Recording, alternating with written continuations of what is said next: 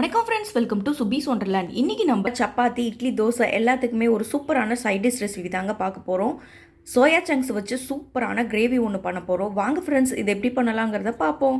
First இந்த recipe செய்யறதுக்கு ஒரு பேனில் 3 கப் அளவுக்கு தண்ணி சேர்த்து நல்லா கொதிக்க விட்டுட்ருக்கேன். தண்ணி நல்லா கொதிச்சு வந்ததுக்கப்புறமா ஒரு 1/4 ஸ்பூன் அளவுக்கு இதில் உப்பு சேர்த்துக்கிறேன். 1 கப் அளவுக்கு சோயா சங்க்ஸை இதில் சேர்த்துக்கிறேன்.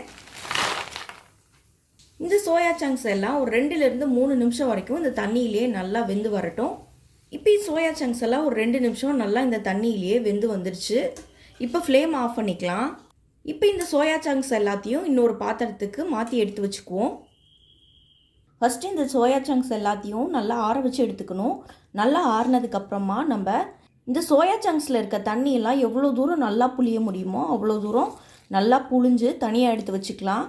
இப்போ ஒரு பாத்திரத்தை நல்லா சூடு பண்ணியிருக்கேன். இதில் 1 டேபிள் ஸ்பூன் அளவுக்கு எண்ணெய் ஆட் பண்ணிக்கலாம். இல்லை 1 டீஸ்பூன் அளவுக்கு மிளகாய் தூள் ஆட் பண்ணியிருக்கேன். இப்போ நம்ம தண்ணியெல்லாம் வடித்து எடுத்து வச்சுருந்தோம் பார்த்தீங்களா, அந்த சோயா சங்க்ஸ் எல்லாத்தையும் இதில் ஆட் பண்ணிக்கிறேன். இப்போ இதை நல்லா ஃப்ரை பண்ணிக்கலாம். சோயா சங்க்ஸ்லாம் ஒரு 2 நிமிஷம் நல்லா இந்த எண்ணெயிலே ஃப்ரை ஆகி வந்துடுச்சு. இப்போ ஃப்ளேம் ஆஃப் பண்ணிக்கலாம். இப்போ இந்த சோயா சங்க்ஸ்லாம் தனியாக எடுத்து வச்சுக்குவோம். இப்போ அதே பேனில் இன்னும் ஒரு 2 டேபிள் ஸ்பூன் அளவுக்கு எண்ணெய் ஆட் பண்ணிக்கிறேன். இப்போ இந்த எண்ணெய் நல்லா சூடானதுக்கப்புறமா 2 மீடியம் சைஸ் வெங்காயத்தை நீல வாக்கில் கட் பண்ணி எடுத்திருக்கேன். அதை இதில் சேர்த்துக்கிறேன்.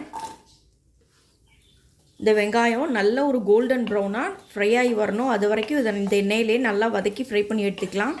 பாருங்கள், இந்த வெங்காயம் எல்லாம் நல்லா ஒரு பொன்னிறமாக வறுப்பட்டு வந்துடுச்சு. இப்போ ஃப்ளேம் ஆஃப் பண்ணிக்கலாம். இப்போ இந்த வெங்காயம் எல்லாமே நல்லா ஆற வச்சுட்டு அதுக்கப்புறம் ஒரு மிக்சி ஜாரில் சேர்த்துக்கலாம். 3 பல் பூண்டு இதில் ஆட் பண்ணிக்கிறேன். 1/2 ஸ்பூன் அளவுக்கு மல்லித்தூள் ஆட் பண்ணிக்கிறேன். 1 ஸ்பூன் அளவுக்கு மிளகாய் தூள் ஆட் பண்ணிக்கிறேன். 1/4 ஸ்பூன் அளவுக்கு மஞ்சள் தூள் ஆட் பண்ணிக்கிறேன். 1/2 ஸ்பூன் அளவுக்கு உப்பு சேர்த்துக்கிறேன்.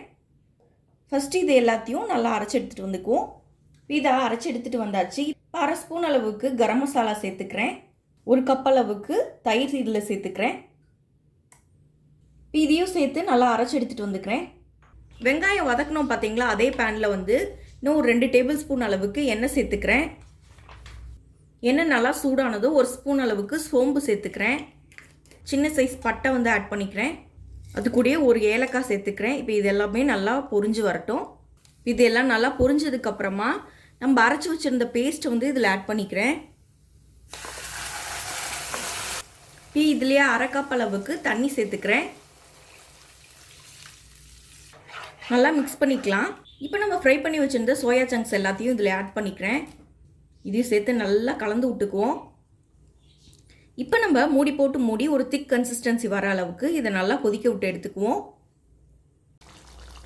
பாருங்கள், ஒரு திக் கன்சிஸ்டன்சி கிடச்சிருச்சு. ரொம்ப நேரம் எடுக்காதுங்க. ஒரு 2லேருந்து 3 நிமிஷம் கொதிக்க விட்டு எடுத்தோம்னாலே நமக்கு போதும். நல்ல ஒரு திக் கன்சிஸ்டன்சி வந்துடும். இப்போ கொத்தமல்லி ஆட் பண்ணிக்கிறேன். இதையும் சேர்த்து நல்லா மிக்ஸ் பண்ணிக்கலாம். அவ்வளோதாங்க, நமக்கு சுவையான சோயா சங்க்ஸ் கிரேவி சூப்பராக ரெடி ஆயிடுச்சு. ஃப்ரெண்ட்ஸ், இந்த ரெசிபி நீங்களும் ட்ரை பண்ணி பார்த்துட்டு உங்கள் கருத்துக்களை மறக்காம கமெண்ட் பாக்ஸில் தெரிவிங்க ஃப்ரெண்ட்ஸ். மீண்டும் இன்னொரு நல்ல ரெசிபியோட உங்களை மீட் பண்ணுறேன். அது வரை உங்களிடமிருந்து விடைபெறுவது சுபீஸ் ஒண்டர்லேண்ட். தேங்க்யூ.